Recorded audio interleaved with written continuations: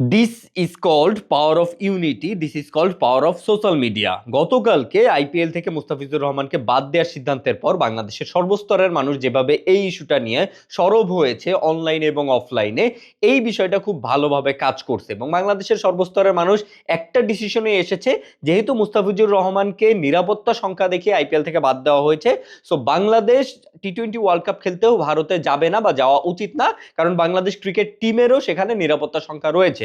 So টি-20 world কাপের যে ম্যাচগুলো ভারতে হবার কথা, সেই ম্যাচগুলো এখন শ্রীলঙ্কায় দিতে হবে। এই বিষয়টা নিয়ে বাংলাদেশের সর্বস্তরের মানুষ, আমি, আপনি, আপনারা, আমরা সবাই এটা নিয়ে সরব ছিলাম অনলাইন এবং অফলাইনে, এবং এটা বেশ ভালোভাবে কাজ করছে। এবং আমরা এইটাই চাচ্ছিলাম যে বিসিবি যেন এই বিষয়টা নিয়ে একটু গার্ডস দেখায়, তারা যেন আইসিসিকে লিখিতভাবে জানায় যে আমরা টি-20 ওয়ার্ল্ড কাপের ম্যাচগুলো ভারতে খেলতে যাচ্ছি না, যেতে চাচ্ছি না, আমাদের নিরাপত্তা সংখ্যা রয়েছে, আমাদেরকে অন্য কোথাও এই ম্যাচগুলো খেলার ব্যবস্থা করে দিতে। এবং এই যে আমরা সবাই এই বিষয়টা নিয়ে সরব ছিলাম এবং আমরা সবাই সোশ্যাল মিডিয়ায়, অনলাইনে, অফলাইনে এই বিষয়টা নিয়ে কথা বলেছি, এই কারণেই আমাদের আইন উপদেষ্টা এবং ক্রীড়া উপদেষ্টা, বর্তমান আইন ও ক্রীড়া উপদেষ্টা আসিফ নজরুল এই কথাটা, এই বোল্ড স্টেটমেন্টটা দেয়ার গার্ডস পেয়েছে। হয়তো 2 দিন আগে এই আসিফ নজরুলকে আমরা দেখেছি ভারতের কোন পররাষ্ট্রমন্ত্রী না কে যেন এসেছিল, তার সামনে ভয়ে কাচুমাচু হয়ে মুরগির মতো বসেছিল। সেই আসিফ নজরুল কিন্তু আজকে এই বোল্ড স্টেটমেন্ট দেওয়ার সাহস পেয়েছে। সে এই সাহসটা পেয়েছে বাংলাদেশের সর্বস্তরের মানুষ একটা বিষয় নিয়ে ইউনিটি দেখিয়েছে বা একটা বিষয় নিয়ে সরব হয়েছে, এই কারণেই। এই জন্য প্রত্যেকটা বিষয় নিয়ে, সেটা হাদি হত্যা হোক, দীপু হত্যা হোক, এই ধরনের যে কোনো লিগেল ইস্যু যেটার আমরা বিচার চাই বা যে জিনিসটা পরিবর্তন করা প্রয়োজন, সেইটা নিয়ে বাংলাদেশের সর্বস্তরের মানুষের কথা বলা উচিত, কথা বলা প্রয়োজন, সেটা অনলাইনে হোক, অফলাইনে হোক, যে কোনো জায়গায় হোক।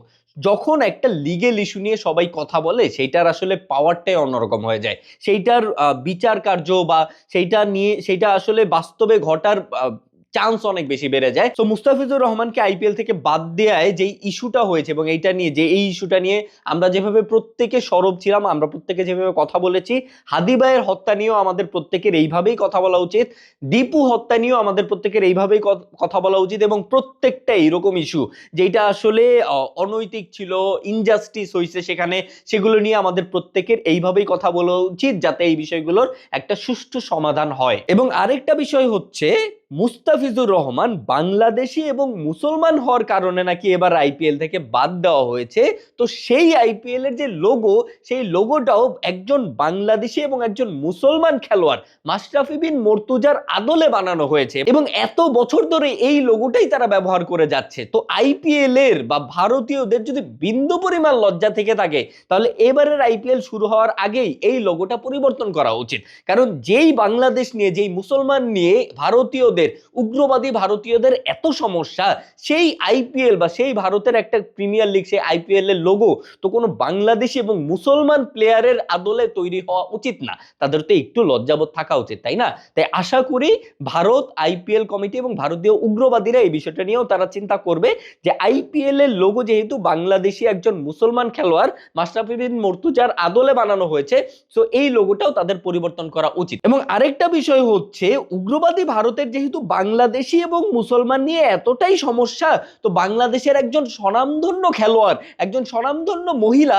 যিনি একে তো বাংলাদেশি, তার উপর তিনি মুসলমান, তার উপর তিনি 5 ওয়াক্ত নামাজও নাকি পড়তেন, এমনকি তাহাজ্জুদের নামাজ পর্যন্ত নাকি তিনি পড়তেন, এমন একজন স্বনামধন্য মহিলা খেলোয়াড় বাংলাদেশের, যিনি ভারতে পালিয়ে আছে, তাকে কেন ভারতীয় উগ্রবাদীরা বের করে দেয় না ভাই? তাকেও বের করে দেন।